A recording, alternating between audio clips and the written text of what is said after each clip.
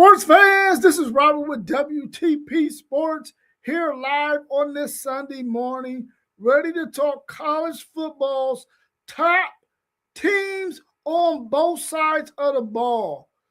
Us here at WTP Sports, we got together and we talked about some of the teams that we felt like would have top 10 defenses on both sides of the ball on offense and defense.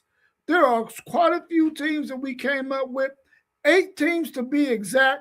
You got 3 teams out of the Big Ten. You got Ohio State, Oregon, Indiana. We expect for all 3 of those teams to have a top 10 offense and a top 10 defense. And then you move over to the SEC. And there were 3 teams we came up with there as well. We feel like Texas, Georgia, and LSU can all have top 10 defenses. And then you go to the ACC where they have their independent member, Notre Dame. We feel like Notre Dame will have a top 10 offense and defense. And then last but not least, the Miami Hurricanes. We feel like they will have a top 10 offense and a top 10 defense.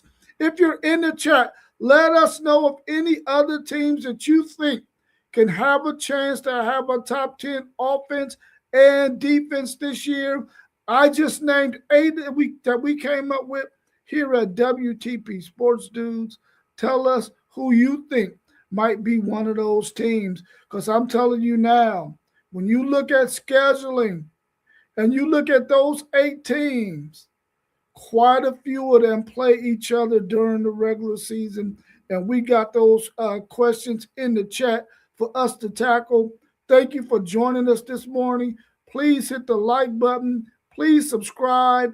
You'll see all of the channels scrolling across the bottom from those who are here at WTP Sports. Please check them out. Thank you, Wiz, for being in here this morning. We truly appreciate you for being one of our number 1 supporters every time we go live.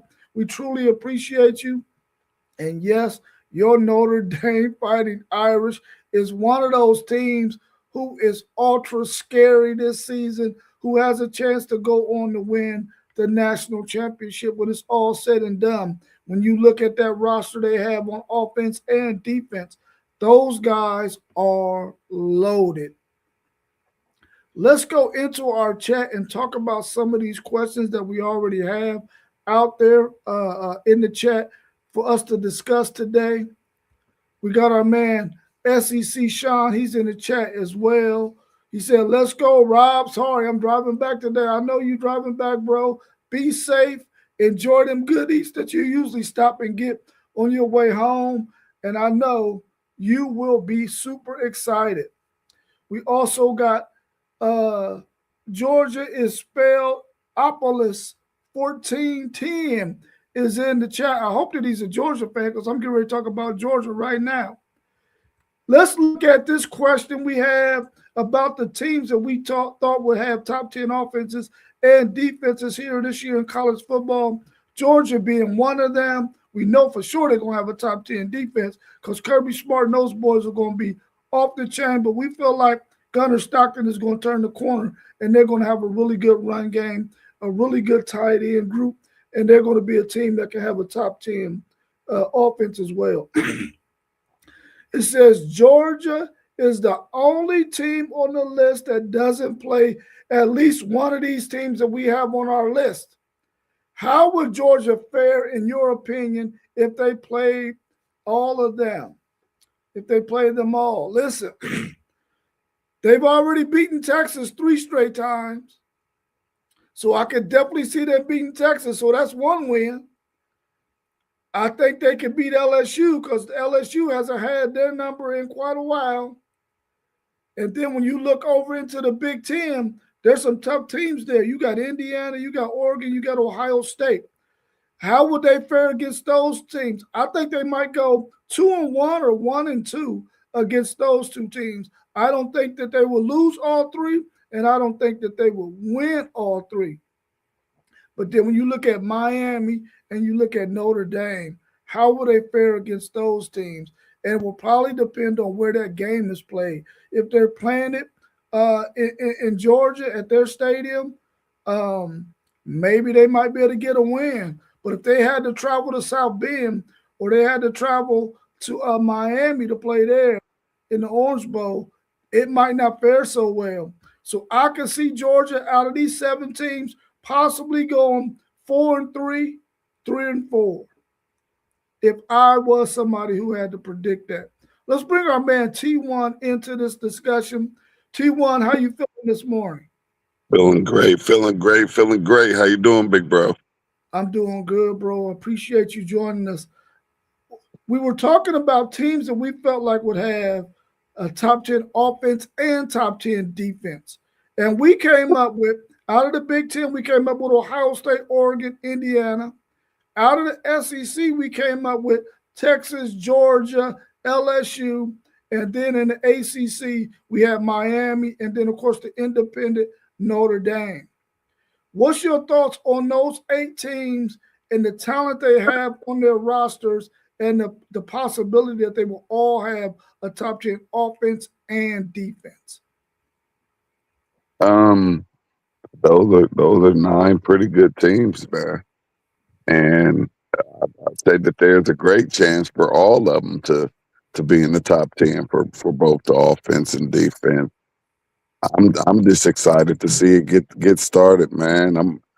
And I think all of those teams are definitely. I feel like all of those teams are most likely definitely make the playoffs this year.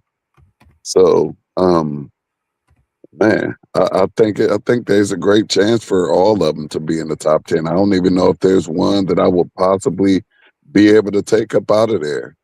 I think those are four 9 good teams to put your money on. Yeah, I totally agree with you because I think all of them have an opportunity to definitely make it to the college football playoffs. And once you get there, you can make a nice little run. Let me ask you this. Georgia is the only team out of those 8 teams that I named that do not play one of the teams that is on the list. Everybody else plays at least one. How do you think Georgia will fare against an Ohio State, against an Indiana, a Oregon, a Miami, a Texas, a LSU, or a Notre Dame if they were to face them? And for me, it depended on if it was on the road or if it was at home or how the outcome would be. What is your thoughts on Georgia against those other 7 teams?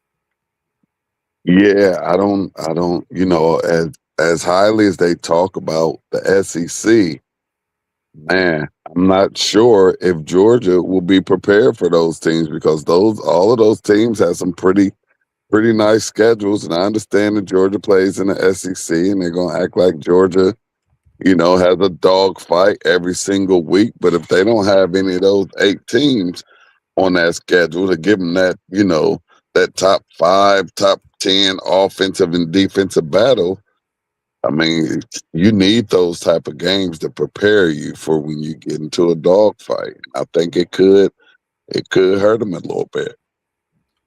Yeah, I agree with you on that. It will be very, very tough because I'm not sure. I know Georgia's going to have a really good run game, and their tight end pass game is going to be good. I don't know who they're going to get to replace those receivers that they had last year. At least the one that went on to the NFL. So if Georgia can do that, we know they're going to be good defensively and they can stop some people.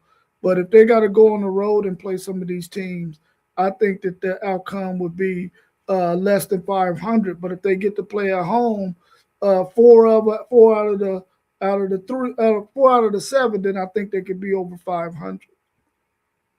Yeah, but let's say this too: if any team can do it, pull off something like that, it could be a team like Georgia.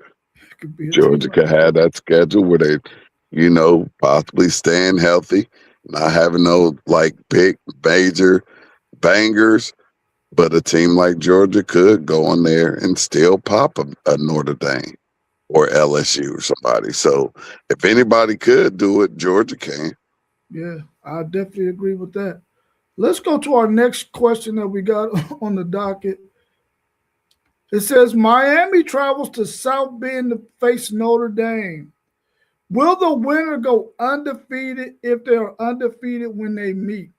What's your thoughts on that one? These two teams meet in South Bend this year on Notre Dame's home turf. We know how good of a game it was last year. Went right down to the wire. I think Miami won by 3. This year they got to go to South Bend. If both of those teams are undefeated, and whoever wins this game, do you think they go undefeated during the regular season? If it's Miami, very, very high possibility.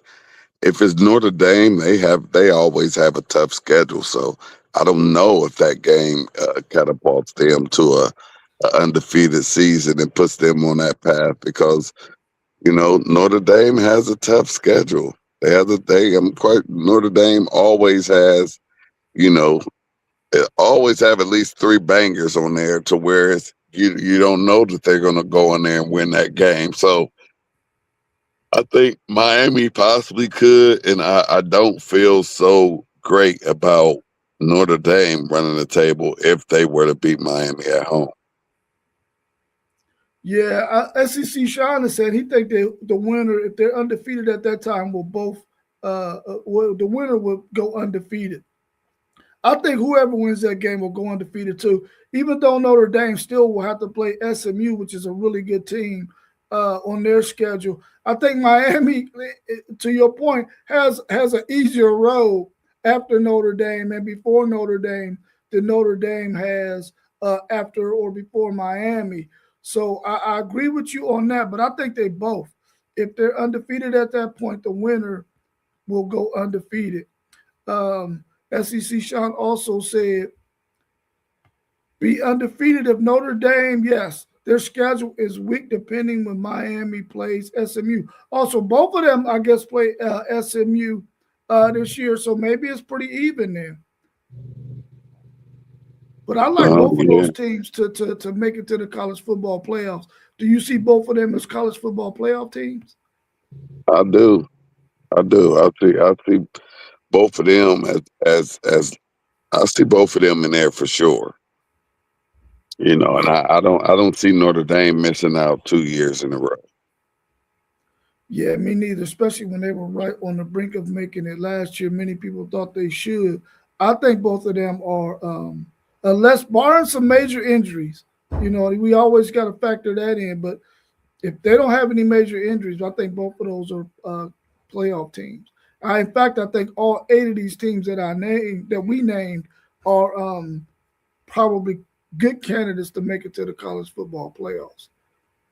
Right. And I think too, like even if Notre Dame was to, lose that game to Miami and even possibly lose another one and they possibly right there on the brink of getting in there again, I don't think that they leave Notre Dame out twice if they're right there at the doorstep of that college football playoff. Yeah, I tend to agree with you on that as well. I don't think they want the same kind of pressure that was put on them, the committee that was put on them when Notre Dame was left out last year. I don't think they'll go through that again. If you had to give a score prediction of this Miami and this Notre Dame game right now, what would you think that score prediction would be? What would you give it? I'm not going with a high scoring banger. I know that much. I'm looking at maybe like a 20-17, 21-17, even a 1.18-17 game or something with a winning field goal to win it. I'm looking at it definitely like under 40, So I think it'll be a low scoring game. I'm right there with you too, T1. I feel like both of these teams got some really, really good defenses, and I don't think they're going to give up a whole lot of points. I think it's going to be one of those games where they're going to have to really put together a drive or two to even score any points, really. So I agree with you. I think it's going to be maybe a 21-17, a 20-17, a 20-18, something like that in that range. If somebody gets to 24, they're probably going to be the winner. Yeah. First one to 24 wins, in my opinion. But I agree with you. It's going to be it's not going to be a high scoring banger. I don't think so. Agreed. Our next question is the Big Ten and SEC have 3 teams on our list apiece. Which 3 is the best on paper? Once again, we had in the Big Ten, we got Ohio State, Oregon, Indiana. In the SEC, you got Texas, Georgia, LSU. On paper, which 3 teams are the best from which conference? Man, I'd like to easily give it to my Big Ten, but I'm gonna take Moss B's way out. I just think I think it's an even match. I can't go either way. I can't go either way. Although I could, but I can't. I'm going to put that baby right down the middle and say those top 3 teams are very, very equal, very, very equally matched, very, very powerful on the offensive and defensive side of the ball. So I'm gonna have to get it a tie. Yeah, I feel you. I feel you on the push, but man, when I think about what Oregon has and what Ohio State has and what Indiana's coach Signetti can do with the players he has, I'm giving it to the Big Ten, man. I feel like Texas is really, really good offensively and defensively, and they have some names. We know Georgia's going to be good defensively. We know LSU is going to be good, probably better than they've been offensively. But when you look at Indiana, you know offensively and defensively, they're going to be unbelievable. Then you look at Ohio State, you already know they're going to be unbelievable, man. And then you look at Oregon and all the players who decided to come back, much like Ohio State's defense did a few years ago when they won the national title. Oregon has all of those guys coming back. Now, of course, it all depends on health, but we're talking about on paper. I'm going to give this edge to the Big Ten. No matter how slight it is, I think the Big Ten probably has the best 3 teams, other 6 that we have from those 2 conferences. Because I think that Big Ten, I think it is super, super loaded. Super loaded. Yeah, but Rob, you know me, man, and I took off my homer hat because 9 times out of 10, I'm going Big Ten it, and you know that. But I kind of took off my homer hat just for a hot little second because I'm still a person who I have issues trusting things. So, and as well as Indiana appears to be on paper, I'm off of one season. I'm not all the way sold on Indiana, and I know that may sound surprising, and especially with Coach brought in again for this season, which what you said was on paper. You like on paper, and Indiana, yes, they look good on paper, but now everybody's gonna come after them. You know what I mean? Indiana they kind of like snuck up on everybody with this. They snuck in there and got a natty on the so we gonna have to see if Sid can keep this train rolling and keep Indiana at a high level. I'm gonna have to see him do it at one more again before I just say, okay, Indiana is gonna year in and year out be one of those top 5 teams in the country. So, and then Oregon is Oregon. Oregon can have a great regular season, and then they could get into the college football playoffs and not do too much damage. So, I'm like I say, I took my hat off a little bit, and I treated Oregon and Indiana like they are not as consistent as Ohio State. Ohio State is consistently winning 10 games at least a year. So, and so is Oregon, but Oregon is consistently getting to the playoffs and not making no noise. So, that's why I split that baby down the middle. And I still a little bit, know what those top SEC teams can do. And they can get into the playoffs and win some games. So, and it seems like it's about time for Texas to do that. And LSU, they didn't revamped over there, and they're trying to make their Indiana type run with their new coach. So, that's why I said I'm gonna split it down the middle, because those are six great things. Yeah, I agree with you on that.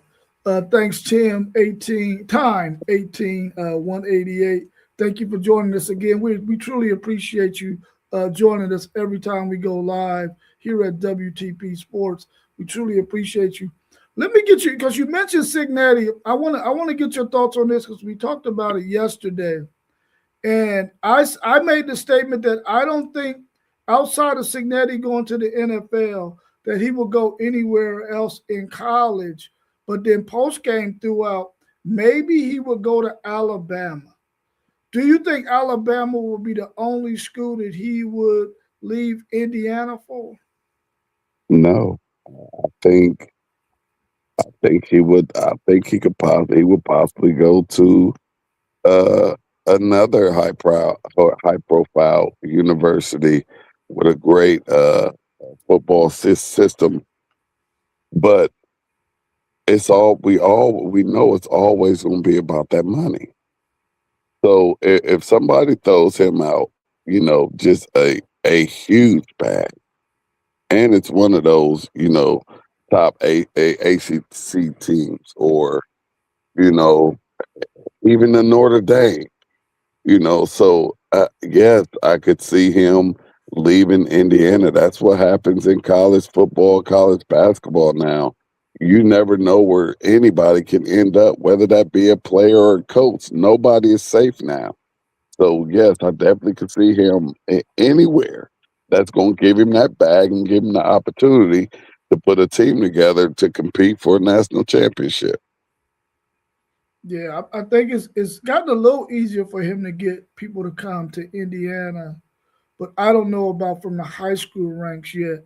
Now he's been able to get some really good transfer portal players to come to Indiana because of what they've seen Indiana do. But I don't know if Indiana is a destination for some of the great high school players, even though they did get the number one or number two wide receiver coming out of high school next year. I don't know if they're able to do that. And you're exactly right. At a more prominent college team in football, maybe they could lower him out with that bag. So that is a really strong possibility. Let's go to our Hey, it's next. all about, real quick though, but just now it's just all about the money. Like if Indiana is going to spend a bag for players to come to Indiana, they're going to continue to come, because Indiana hasn't been a school where people were just freely going to play football. And he is getting these young men to come to Indiana, which just within itself is unbelievable. To think now we're in 2026 and players want to go to Indiana to play football. Not that's why Yeah, money rules. yeah. Time 18 188.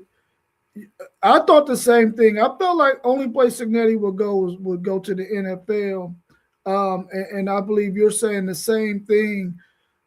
I would love to see him at the Pittsburgh Steelers. I think Pittsburgh Steelers fans would love to see him there too, especially the way he has such a attention to detail and how disciplined he is. That's the kind of organization the Pittsburgh Steelers are as well. So I could definitely see him going to the NFL. But post game, he feels like he don't think that Signetti has any interest in the NFL.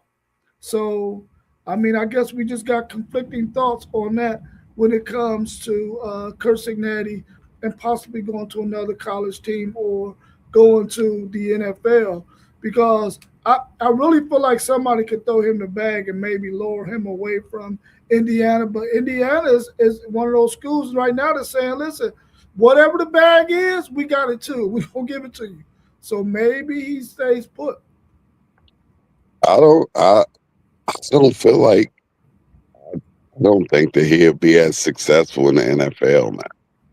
I Yeah. think that he would go and and be right back in college within a few years. He's successful now because of the way that the college football landscape is now and the things that these universities are able to do to put together a really, really nice team. You don't have that in the NFL. You don't have the luxury of putting together a power team because you have more money or because you have enough money to do that.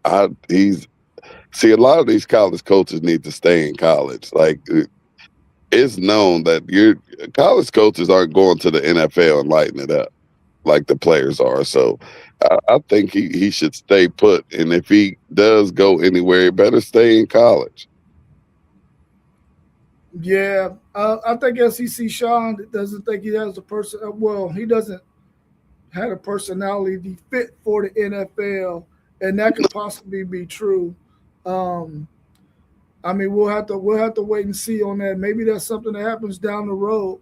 But I want to talk to real quick to Penn State Sports Talk 24/7.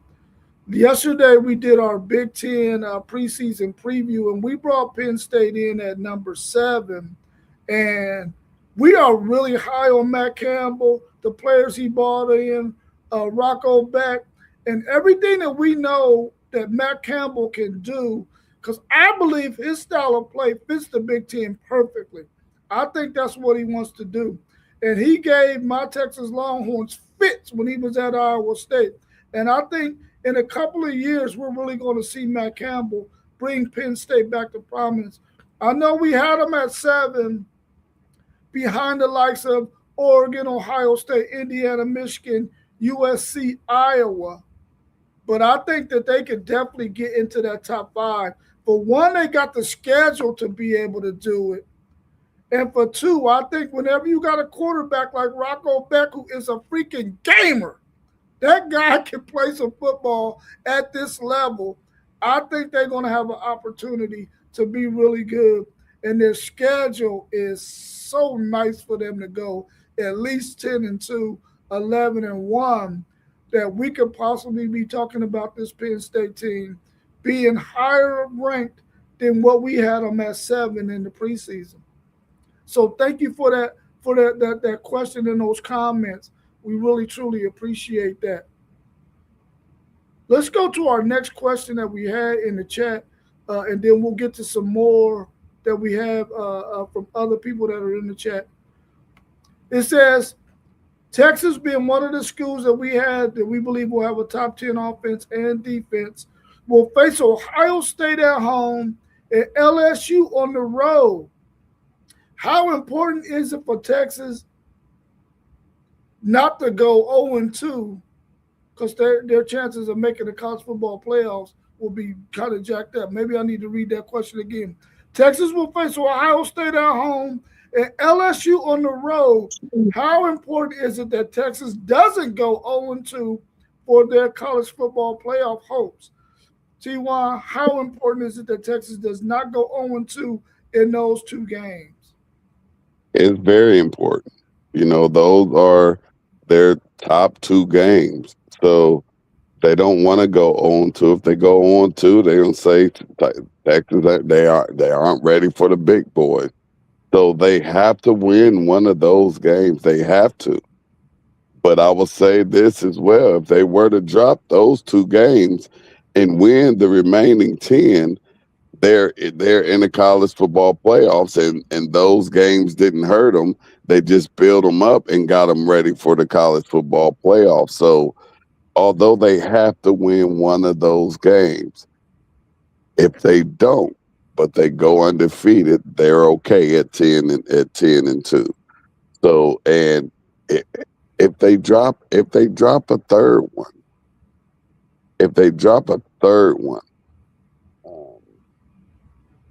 and go 9-3, I don't know. The question could be, could a 9-3 team pop up in these playoffs with a crazy schedule? But I think that they have to win one of those games. But like I said, if they lose both of them and go undefeated, they're good. And I guess we could say like last year, if you lose a third, they lose both of them and lose a third when they're out the playoffs. So they do have to win one of those games. Yeah, I agree with you. I think they got to go at least 1-2. I mean, 1-1 in these two games, simply because if they lose to Ohio State in week 2, they don't get LSU until week 10. But they got to beat LSU if they lose to Ohio State. And if they beat Ohio State, then they got a little bit of wiggle room against LSU if they are still undefeated at that point. The thing that concerns me about this whole Texas schedule is the fact that they have a really tough schedule. Them and Ohio State, they have two of the toughest schedules in college football this year. But Texas, they got an 8-game gauntlet where they get no buys in the SEC. And that's going to be really, really tough for Texas to navigate, especially when you got to go to LSU, you got to go to Tennessee. You already going to have your game against Oklahoma, which is a rivalry game. And then you finish the season. Just imagine if they are 9-2 at that point, and they play Texas A&M at Texas A&M in the last game of the season. They could easily end up 9-3 on the outside looking in like they were last year with those 3 losses. Even though a loss to Ohio State, LSU, and Texas A&M will be better than that loss that they had against Florida, I still don't think that the committee is ready to put a 9-3 team in unless the landscape in that top 12 has some other 9-3 teams in it. And we'll just have to wait and see on that. But that I definitely believe they got to win one of those 2 games. Otherwise, they're going to put themselves in a really bad predicament, in my opinion. Let's check the chat real quick and see what we got going on out there. SEC Sean said, let me go up a little bit more.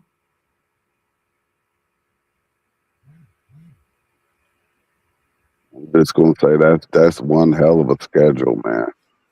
That is one tough schedule. That's why I'm excited about this college football season, man. I think it's gonna be one of the best ever. Yeah, I agree. SEC Sean, Penn State not quite ready to have a top 10 offense and defense this year, but they're going to be on the rise. I really like Matt Campbell. And you said, it's term of our last question, it's huge not to go 0-2. They still got Ole Miss, OU, A&M. I mean, they got a really tough schedule, man. And I think it's going to be really, really tough. But I think there's somebody that we got on our list that has a slightly tougher schedule than Texas, and we're going to get to them here in a little bit. But right now, let's go to our next question that we had in our chat. It says, Indiana and Oregon face Ohio State. Which one, if either, can afford to lose that game? We got Indiana, we got Oregon. They both face Ohio State. Can either one of them afford to lose that game, Indiana or Oregon, in your opinion, T1? You saying, can Indiana afford to lose against Ohio State? Yeah, Indiana and Oregon can both afford to lose to Ohio State. Ohio State can't afford to lose to Indiana and go back-to-back losses to Indiana for the first time in program history. So that's a huge game, and that's something that people not even thinking about. But Ohio State has to beat Indiana. I know that much. But Indiana or Oregon can afford to lose to Ohio State.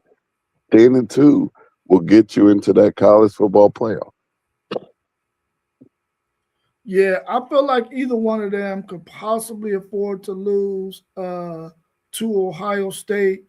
Oregon has, I think, a tougher schedule than Indiana does. They still have to play USC, Washington, and I think UCLA. and they might even have Michigan or somebody like that on their schedule. Of course, Oregon and Indiana, they don't play each other, so that bodes well for those two. But I think they both can afford to lose to Ohio State and still be right in the thick of things, simply because they don't have the kind of schedule that Ohio State has in front of them, um, or around them or behind them. Ohio State has a really, really tough football schedule this year, but they're one of the best teams in the country year in and year out. And we're going to get to see them navigate that schedule. College football this year is going to be unbelievable, man. It's going to be unbelievable.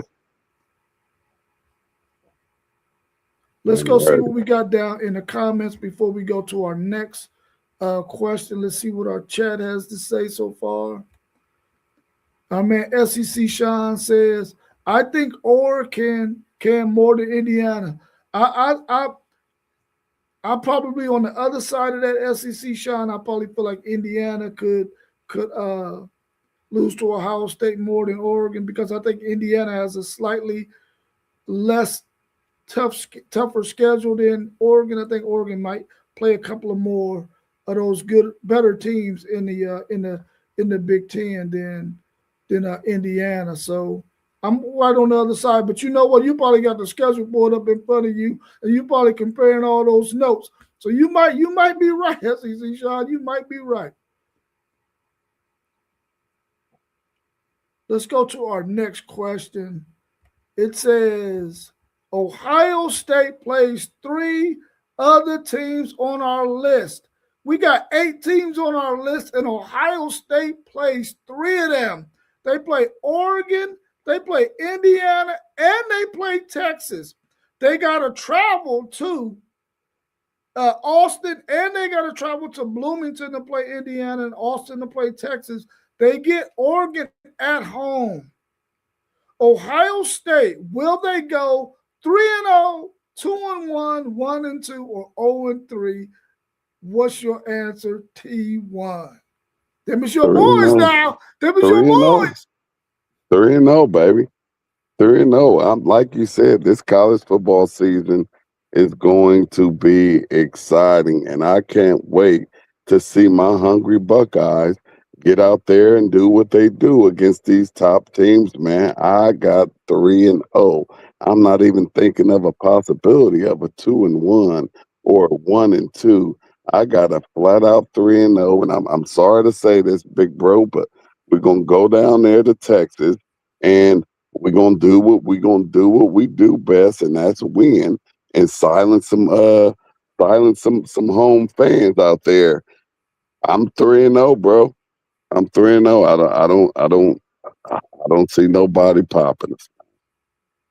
Yeah, I'm gonna tell you right now, if Ohio State goes 3-0 against those 3 teams, they will have to be crowned as the best team in college football at that point anyway, because those are going to be, you got to travel to Indiana and to Austin. Austin week 2, man. I'm telling you right now, if they go 3-0, yeah, you're gonna have to say that they're the best team in the country at that point.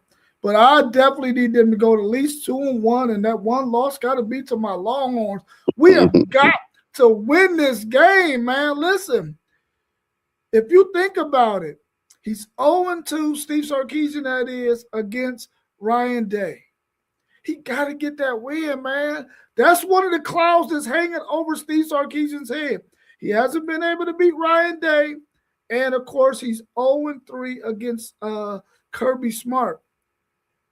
He got to get wins against those kind of coaches who are always at the top of college football. And of course, he's 0-1 against Kellen DeBoer too at Alabama now, but when he was at Washington. No, matter of fact, he's 0-2 against Kellen DeBoer because he lost 2 years in a row in bowl games to Washington.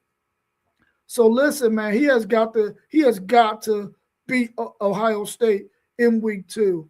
Otherwise, I don't know what that does to the morale of those players at Texas if they lose to Ohio State for a 3rd straight time. And then when you think about Ohio State, if they go 3-0, they are going to be riding high. The thing I think I love about Ohio State is the fact that I know that they believe that they underachieved last year. I believe they had the best team in college football last year, and they didn't win at all. They end up losing their last two games.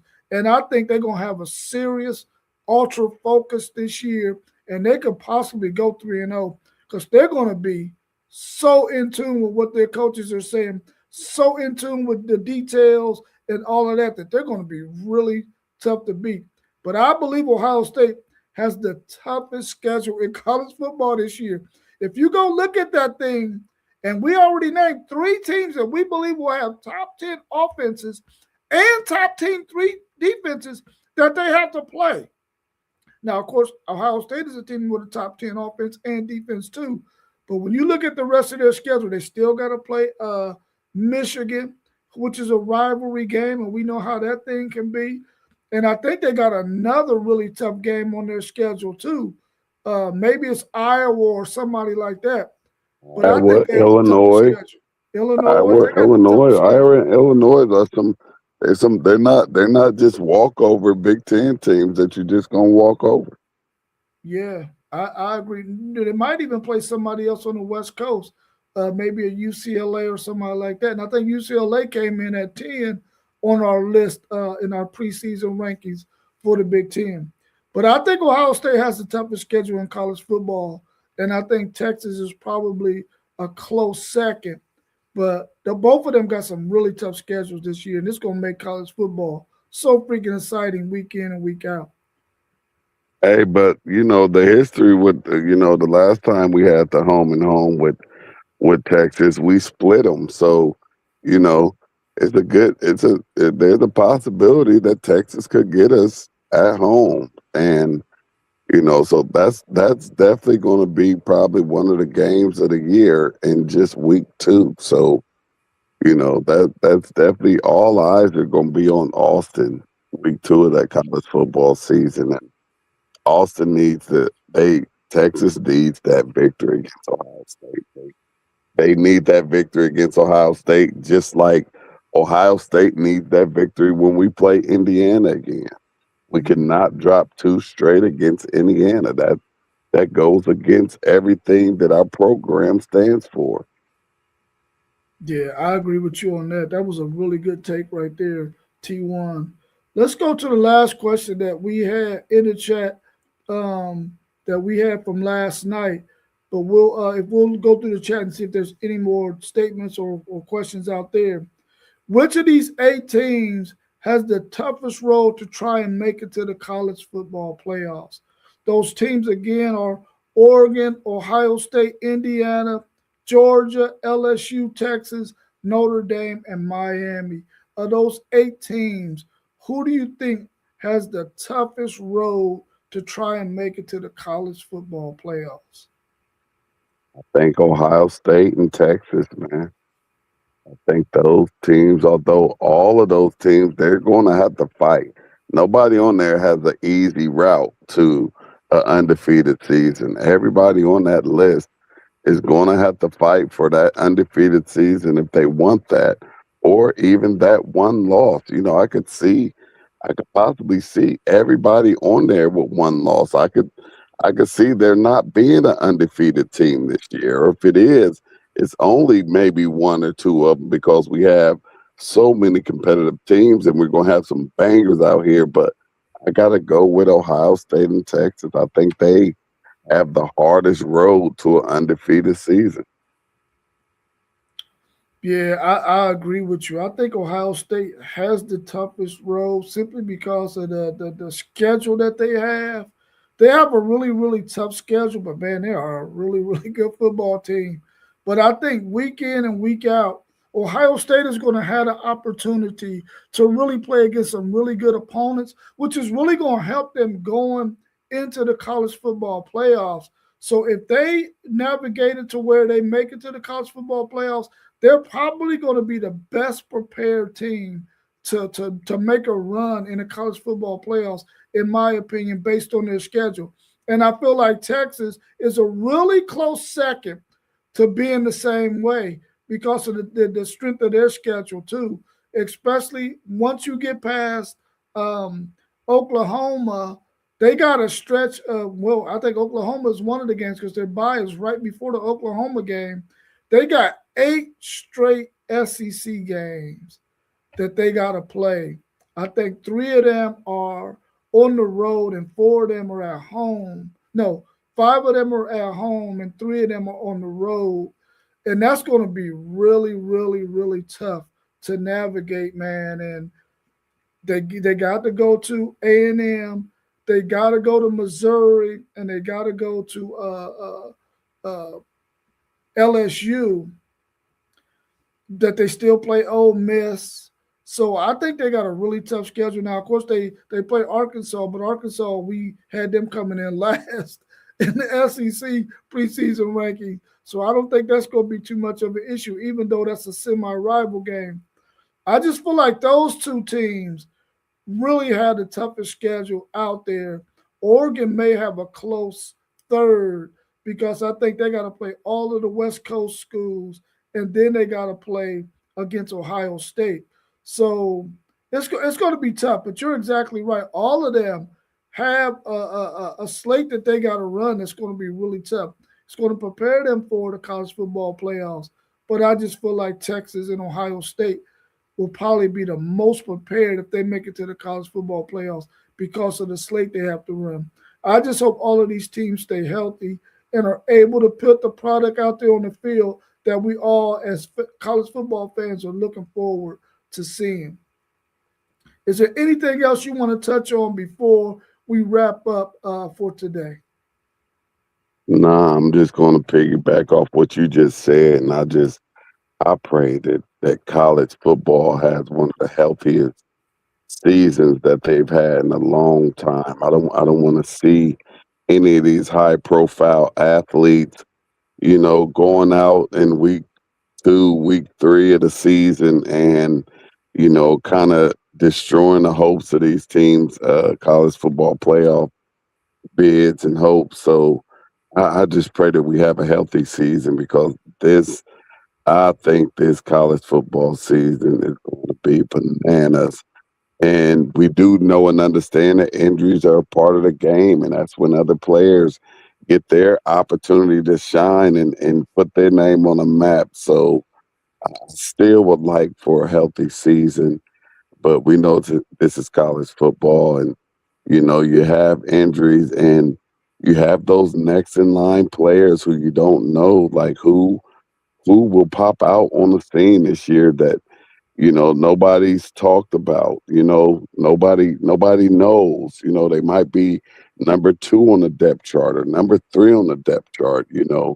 That's the one interesting thing about college football. You have injuries and somebody gets to step in and gets to have an opportunity to become a household name. So I hope everybody can stay healthy, which I know it's just that's not a part of football.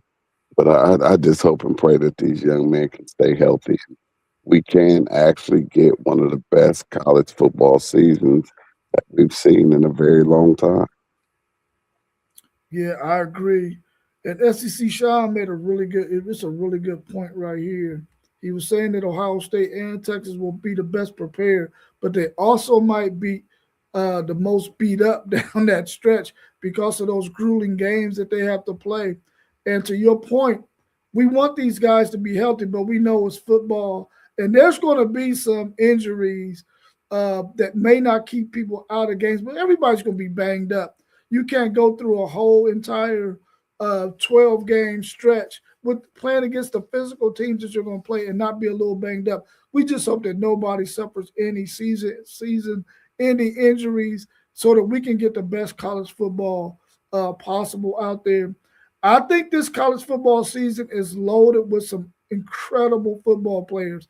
If you look at the quarterback room, the running back room, the wide receiver rooms, the tight end rooms, offensive line, defensive tackles, defensive ends, linebackers, cornerbacks, safeties, even special teams guys, man, we're looking at some of the best freaking talent that I've seen in a long time. And it's always been great talent. But this year in particular seems like it is just overflowing with talent all over the place. And I'm anxious to see this college football season. Please continue to tune in to WTP Sports. We're going to be back again on Tuesday at 7:45, then again on Wednesday at 7:45, then again on Thursday at 7:45, then again on Saturday morning at 10 a.m., and again Sunday at 9 a.m. So please hit the like button, subscribe to all the channels you see scrolling across the bottom. Check us out on Patreon and Spotify at WTP Sports Dudes 2026. And also go check out our website, WTPSportsDudes.com. We will see you again on Tuesday. Make sure I'm you gonna hit say that something. bell. I got one more thing. Off of what we were just talking about All right, go ahead. before we hop up out of here. And that's another great thing about this NIL era. And if you do plan on going to that college football playoff, and because we do have it now where I don't care what your schedule is, you're going to have some bangers. You can be beat up at the end of this season, but this NIL has made it to where you better be 3 deep. You know, back in it before this NIL thing, it was only 2 deep. If you was third string, you probably wasn't touching the field. Now that third string player is on the field. Why? Because we got to make sure that we're keeping our players fresh, because now you're going to have to play 16 games if you get to that final game. You could possibly be playing 16 games. So you're going to have to try to keep those players as fresh as you can for as long as you can. And that third player on a depth chart, they have to be ready and available to play right now. And not just because of injury, but just because we need to make sure that we can keep those players fresh. So you need to have a deep, talented roster. You can't just throw a third stringer out there just to give somebody a breather, because you'll get popped in that one play because you got that third stringer out there that's not ready. So even the third string now has to be playing a first team caliber football if you want your team to go deep into this college football season and make that playoff and go deep, make a deep run into the playoff. So now the third string players have become even more important to these universities making the run out here. Oh, I totally agree with that. That's a really, really good take right there. And on Tuesday, we're going to be doing the top 10 linebackers show. Please, if you want to submit a list of your top 10 linebackers, I put the email in the chat, WTPSportsDudes@gmail.com. Send us your top 10 linebackers list, and we're going to put it in comparison with ours, calculate it all up, and then come up with our top 10 list based on everybody's entries. So please do that for us. We're out of here for today. We appreciate you. T1, take us out. Y'all know the drill, man. We was in the building. Now we up out of here. WTP Sports Dudes. Peace. Love you, big bruh. Love you too, bro.